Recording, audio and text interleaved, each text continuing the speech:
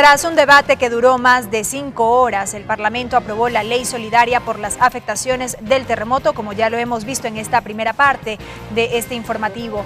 Uno de los principales planteamientos expuestos por los legisladores tuvo que ver con esta posibilidad de beneficiar a través de esta normativa a todas las zonas afectadas por el movimiento telúrico y no solamente a la provincia de Manabí y al cantón Muisne, en lo que tiene que ver con Esmeraldas. Así también este tema fue recogido por el ponente del informe, el presidente de la Comisión de Régimen Económico. ¿Qué implicaciones tendrá esta y otras medidas acogidas? Lo vamos a analizar en nuestro espacio de entrevistas. Gabriel Rivera, doctor en jurisprudencia, especialista en Derecho Constitucional, asambleísta de Alianza País por Esmeraldas, integrante de la Comisión de Justicia.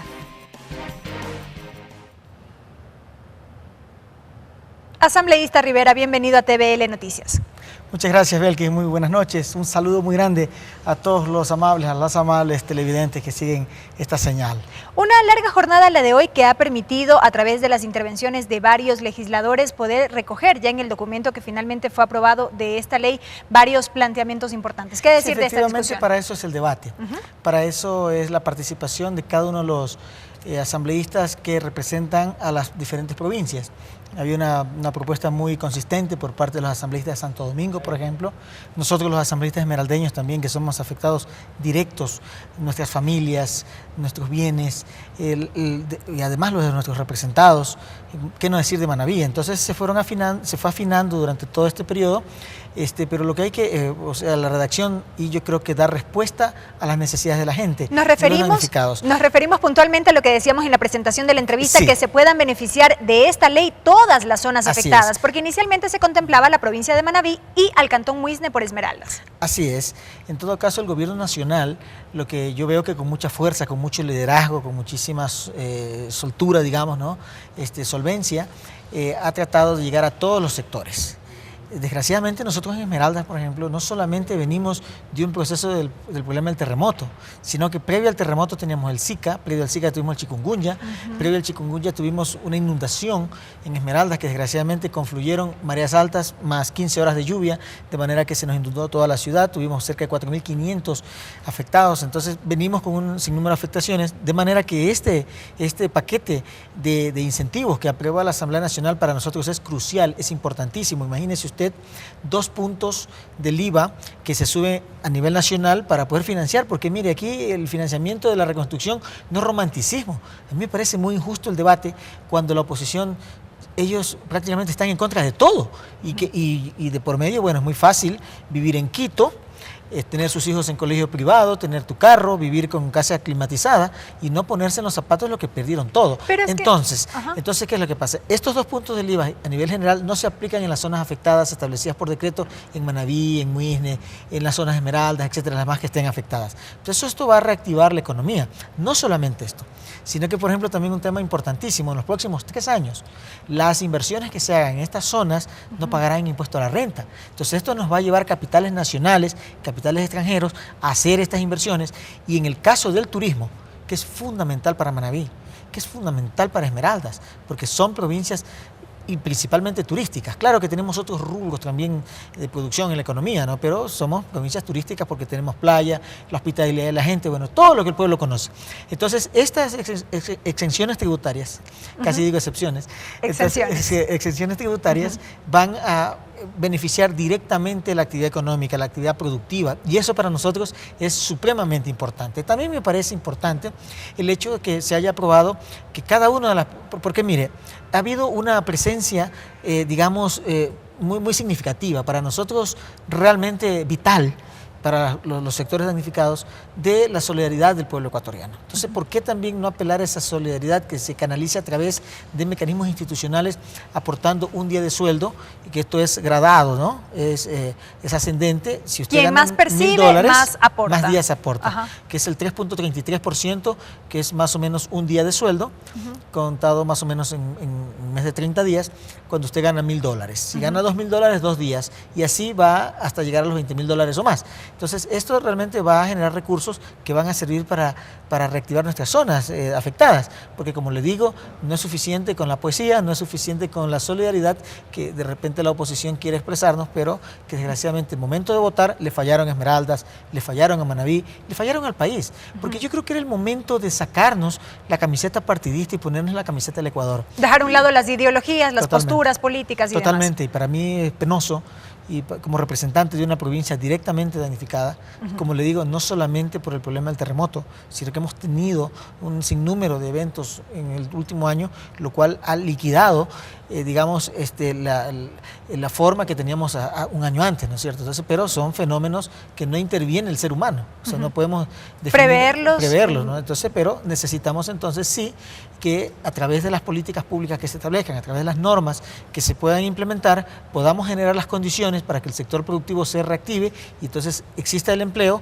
Y esto, pues como le digo, la solidaridad no puede ser solamente de darme una palmadita en la espalda y decirme, bueno, qué pena lo que te sucedió. Se requieren recursos para volver a hacer la escuelita, para volver a hacer el colegio. Y en efecto, a eso es lo que apunta esta ley. Establece una serie de mecanismos para poder obtener los recursos necesarios para avanzar en las tareas de reconstrucción. Ahora bien, usted se refería a la posición que asumió la oposición legislativa durante este segundo debate asambleísta, pero allí particularmente primó esta tesis de que no existe claridad aparentemente sobre cuánto se requiere para ese proceso de reconstrucción, cuánto en recursos se requiere. Preliminarmente se ha advertido que son 3.000 millones de dólares, todavía falta el informe técnico que defina efectivamente cuánto es lo que se va a requerir para el efecto y que con esta ley apenas se recaudan 1.000 millones de dólares y demás. Ha sido la tesis que se ha mantenido a lo largo de estos días a propósito de la discusión de este tema. Cierto, usted ha hecho rápidamente un resumen de las intervenciones y de los puntos de vista que se han sido esbozados aquí en esta mañana y en la tarde aquí en el Pleno. Pero pongámonos en un escenario. Primero se quiere que se tenga exactamente cuánto es lo que se necesita. Fíjese usted, entonces perdamos 2 o 3 meses y que los damnificados sigan en los albergues. Eso es intolerable, pues. Eso es realmente inimaginable. Yo me opongo y me indigno, me rebelo ante esa posición. De ahí que ustedes han dicho... Concomitantemente.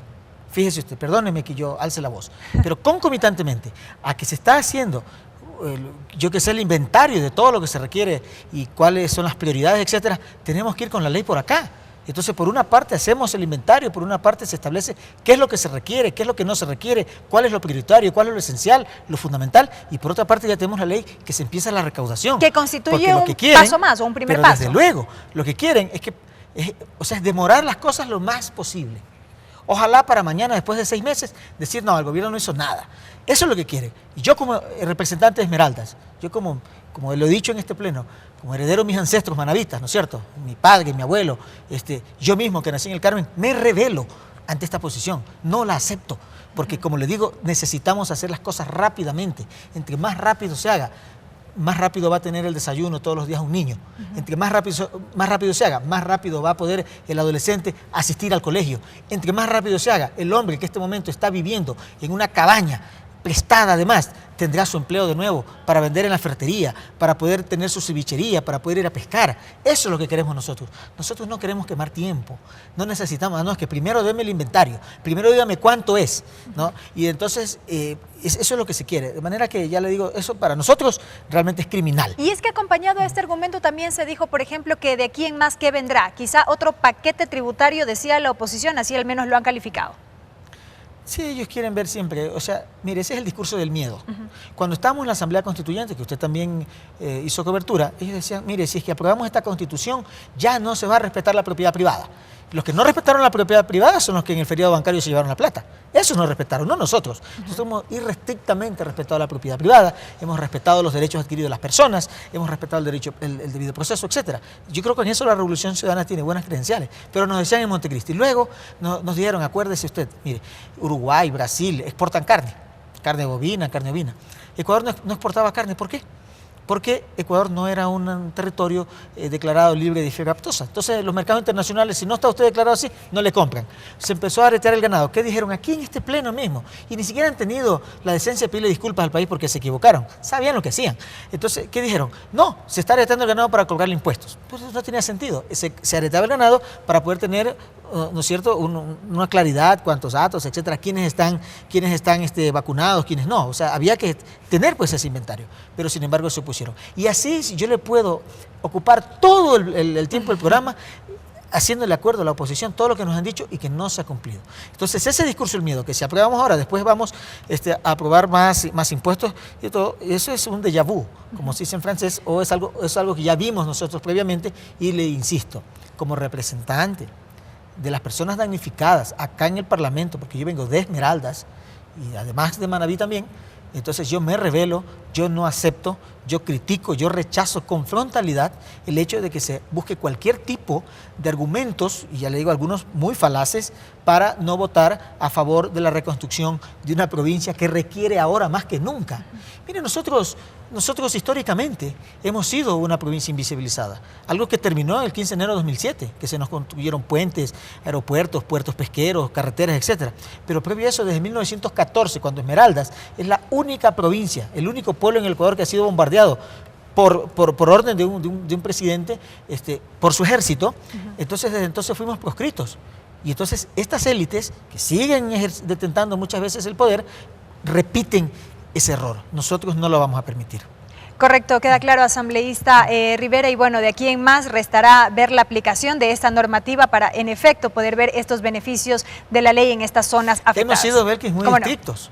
Fíjese que estamos pidiendo que la Contraloría anualmente informe a la Asamblea sobre el control de estos recursos que van a ser invertidos en las zonas. Trimestralmente, y además en una página web en línea, en forma automática, tienen que estar informados en qué se invierten los recursos. Entonces, muy estrictos en esto, porque queremos que los recursos se inviertan como se debe, ¿no es cierto? Pero ya le digo, o sea, concluyo la idea en el sentido en que nosotros rechazamos como representantes de las zonas damnificadas que esta gente no se ponga la camiseta del Ecuador y voten siempre en contra, en perjuicio de los más pobres, los más necesitados. ¿Cuándo más que ahora, Belkis? ¿Cuándo más que ahora, pueblo ecuatoriano? Se requiere el que haya solidaridad. Pero como le digo, esa solidaridad no es sacando la plata del país y poniéndola en paraísos fiscales. Esa solidaridad es poniendo parte de mi sueldo, poniendo parte de mi trabajo, poniendo parte de mis impuestos para la reactivación de estas zonas. Correcto, asambleísta. Gracias por habernos acompañado. Ha sido el asambleísta Gabriel Rivera, asambleísta por el movimiento Alianza País, a propósito de esta lectura que ha hecho tras la aprobación del proyecto de ley solidaria por las afectaciones del terremoto del pasado 16 de abril.